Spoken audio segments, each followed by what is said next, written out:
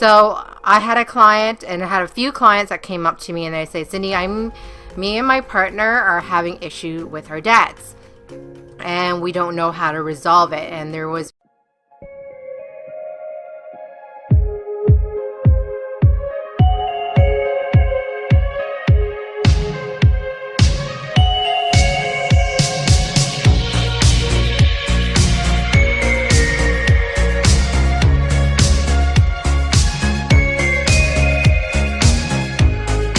Hi, Queens. Hi. I'm so excited to be here, and today we have a really special topic. I'm in a different setting, so I'm just hoping the lighting actually works out really well. So that being said, I want to get started right away on what we're going to be talking about specifically.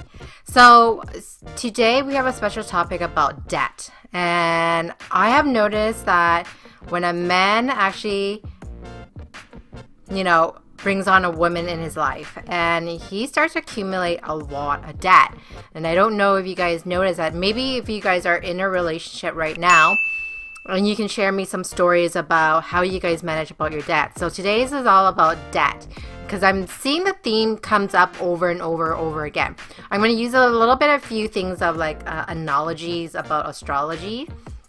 So that simply means that we're going to be talking about the second house, and I'm going to refer to the second house. And that's the house of what our value, how we feed ourselves, our culture that we were raised upon.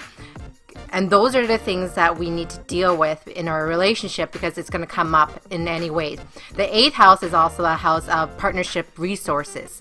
So that means our debt that we feel vulnerable about, and how do we bring about of it.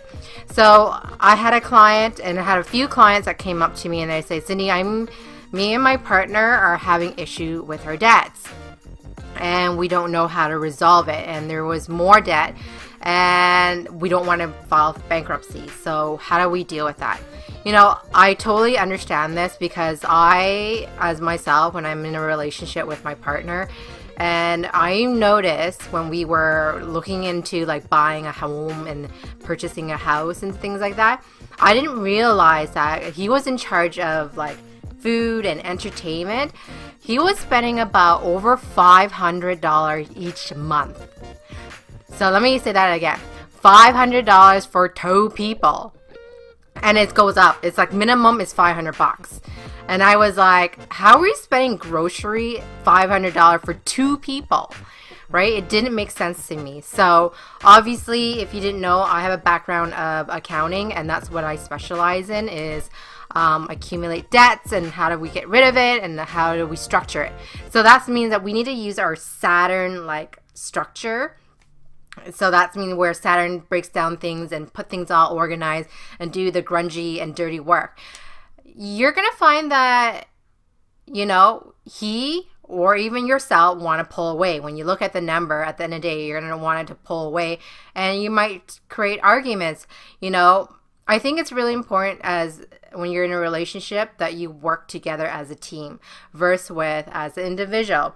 When you are working as an individual, and that just simply means that's me and myself and I, you guys are no longer a teamwork. You're better off being single. So to break down what your categories of debt. So you can go from the highest debt, which could be interest rate, or the highest balance amount.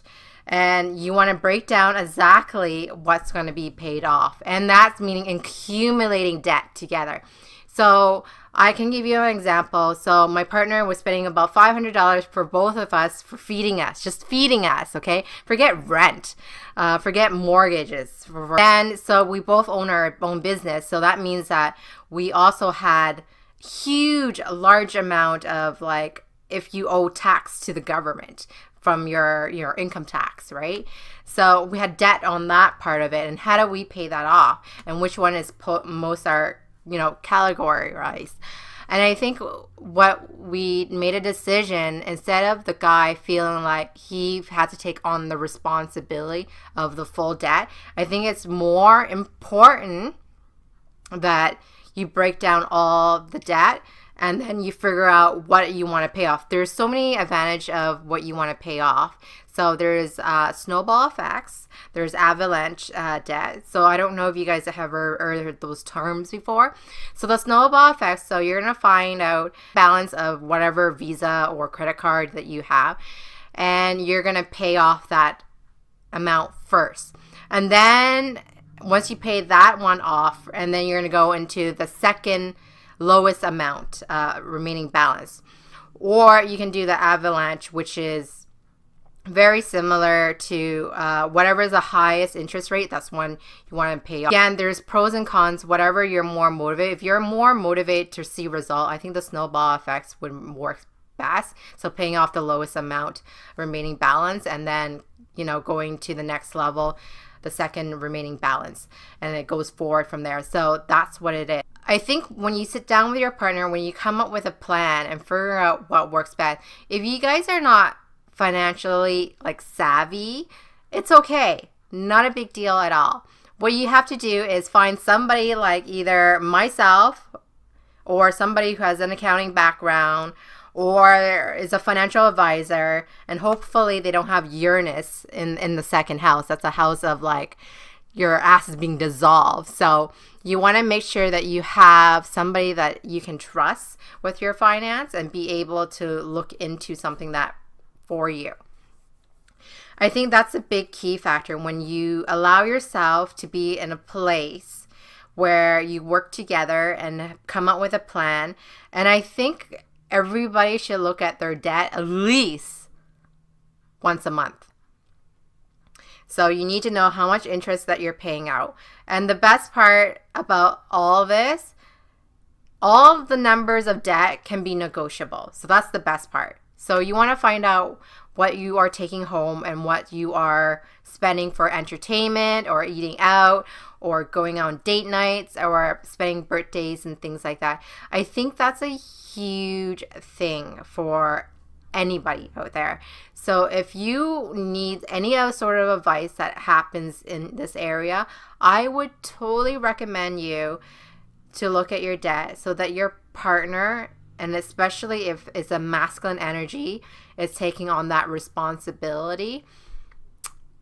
And being in debt, it feels like you're dragging, you know, baggage from your last relationship forward. And that's just meaning like it could be school debt, it could be whatever debt that you're coming out, or it could be medical debt, right? I know that in America, medical debt is a thing. It's a huge thing. It's a huge problem.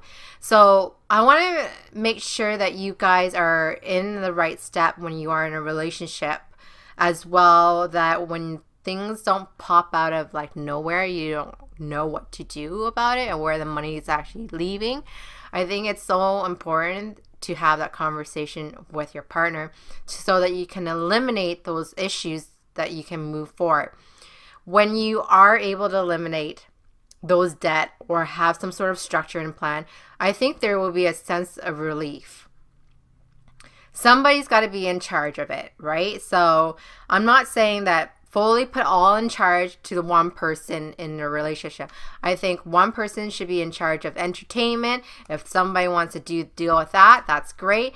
And or somebody who wants to do the grocery shopping and can do that as well.